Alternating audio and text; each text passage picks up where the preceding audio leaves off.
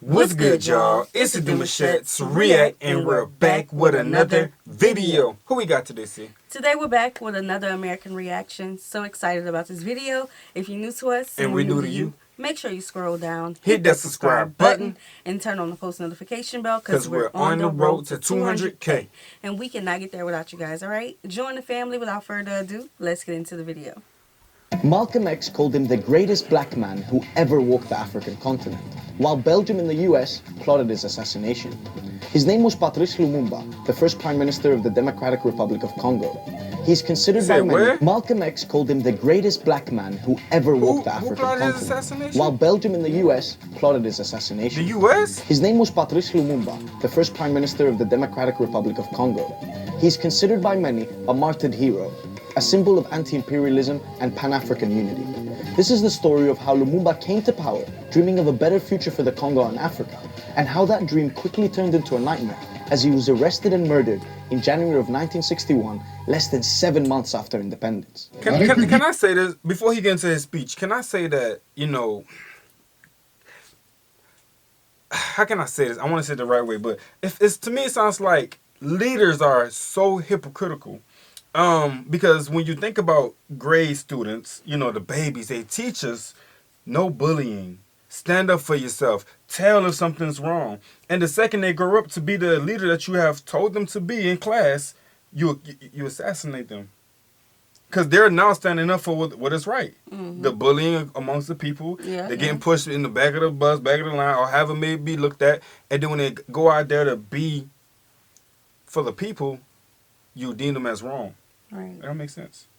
That's backwards. That's backwards. backwards. I've heard of his name before. I'm not sure if we reacted to him before. Well, I don't remember his story, but I remember his name. I don't think we reacted to him before. Okay. I don't think we did. Du Congo a été proclamé. Et notre pays est maintenant entre les mains de ses propres enfants.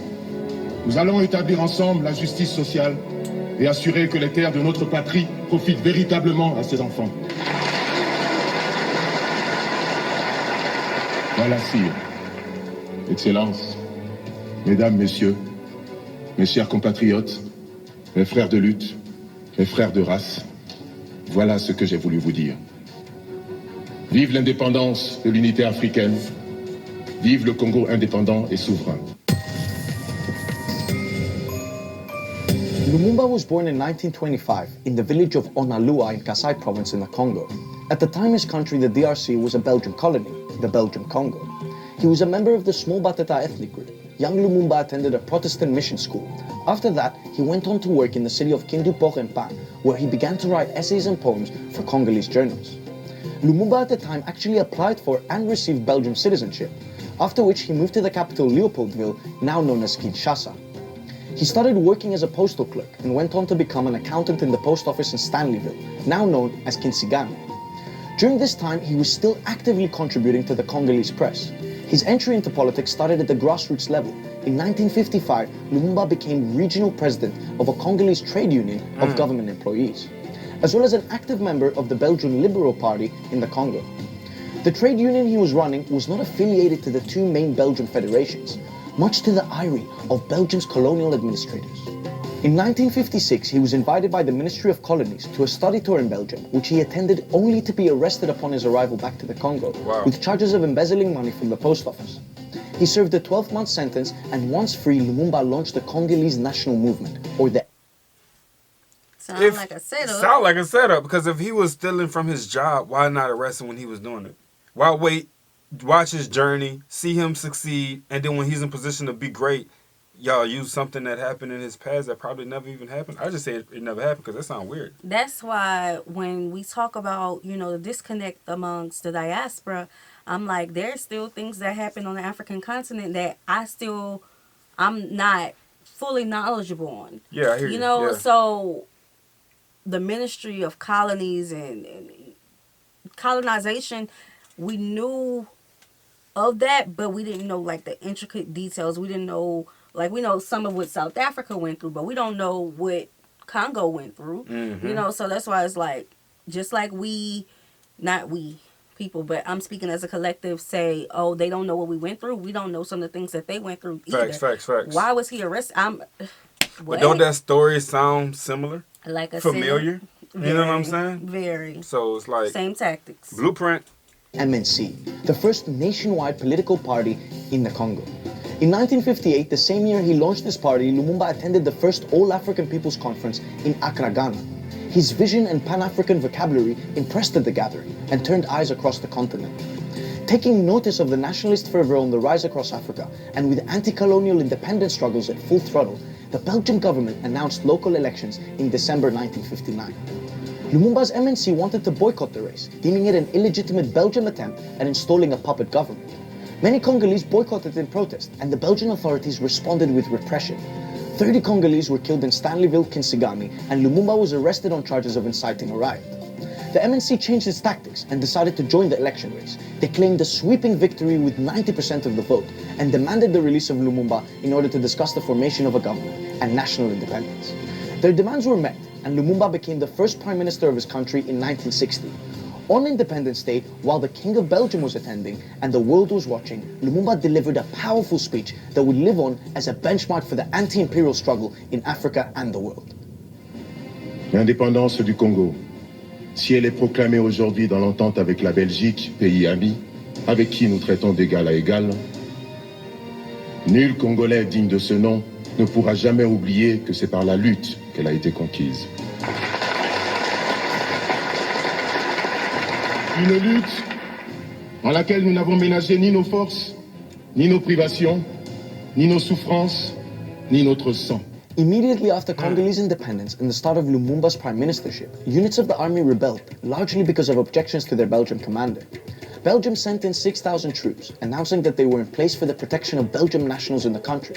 Whoa. A day later, a man named Moise Tshombe took advantage of the power struggle and proclaimed the secession of the mineral-rich province of Katanga from the Congo, with support from the Belgian government and mining companies. In reality, it was a treacherous move. The Belgian troops protected and supported Tshombe's rebellion. They had moved in to secure its colonial Divide cash and conquer. and undermine Lumumba's rule.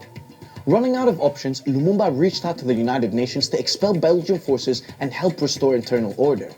Lumumba requested UN troops to suppress the rebellion in Katanga, but the UN forces were not authorized to do so under their mandate. The United States and France also refused to budge. Frustrated with the West, Lumumba tilted the balance and reached out to the Soviet Union, requesting planes to fly his army to Katanga. Lumumba, a skilled statesman, also assembled African heads of state in Leopoldville, Kinshasa, asking for their full support in his efforts to quell the rebellion and unify the DRC. Lumumba's ambition was to free the Congo and Africa of foreign colonial influence. He advocated a theory of positive neutralism, meaning that his administration would focus on returning to African values rather than using any imported ideology from the East or the West.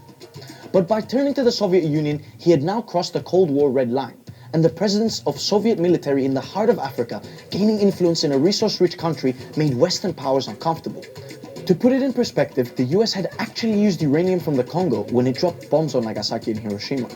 So the Congo was very important for the US and its Western allies. But Lumumba's problems did not end there. Internally, he was up against President Kasavubu, who did not approve of Lumumba's actions and wanted a moderate, pro-Western approach in policy. The president fired Lumumba from his position on the 5th of September 1960, after less than 3 months in power, and placed him under house arrest. Lumumba rejected the dismissal on legal grounds, and the two were trapped in a power struggle. A few days later, Army General Mobutu Sese Seko, backed by Belgium and the USA, stepped in and took control of the government. Mobutu reached a working agreement with Kasavubu, and the UN had decided to recognize the legitimacy of the Kasavubu-Mobutu government. When Lumumba tried to escape home confinement, Mobutu had Lumumba arrested again and sent him to Katanga's secessionist forces. Lumumba, alongside two of his associates, Joseph Okito and Maurice Mpolo, were treated deplorably while being held captive. Eventually, on 17th January 1961, the three men were executed by a firing squad with the full knowledge and collaboration of the Belgians. Initially, their bodies were thrown in shallow graves, but later, under the direction of Belgian officers, the bodies were dug up, hacked into pieces, and dissolved in acid. The Katangan government initially tried to hide his death and provide a fake version of events. Their version was quickly disputed, but it took decades to provide the proof of what had happened. Lumumba's death was a shock for Africa and the global anti-colonial movement. In 2002, Belgium apologized to the Congolese people for its role in Lumumba's assassination. In 2013, the US State Department admitted that President Dwight Eisenhower had authorized Lumumba's murder, but said the plan was not carried out.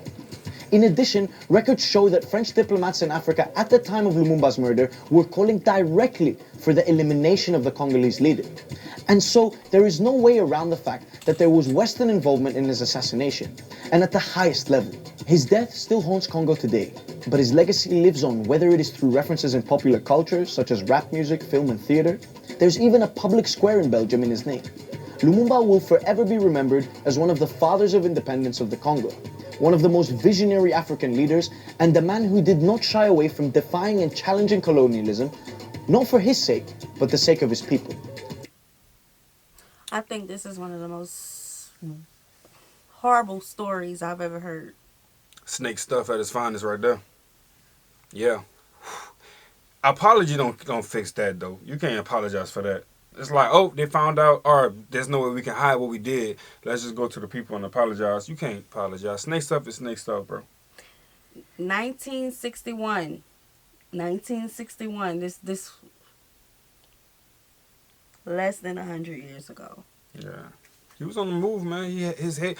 I like his speech though, how he was speaking about how everything he's like all the stuff he's doing, there wasn't no bloodshed. You know what I'm saying? Oftentimes you have these peaceful protests or these peaceful movements that doesn't require no level of violence. But yet at the same time, it ends in violence. The irony. That's A day later, he said. Yeah. A day later, the man wanted to succeed. That beginning is wild. The plot twist with the laundering, the money. Yeah, they was watching them. You never know who's watching you, especially when you're doing great things. You know what I'm saying? People always got an eye on you. This world is too big. You know what I'm saying? He was that powerful. He was that powerful. That powerful. They seen him coming before he approached. Yeah. Only 3 months in power.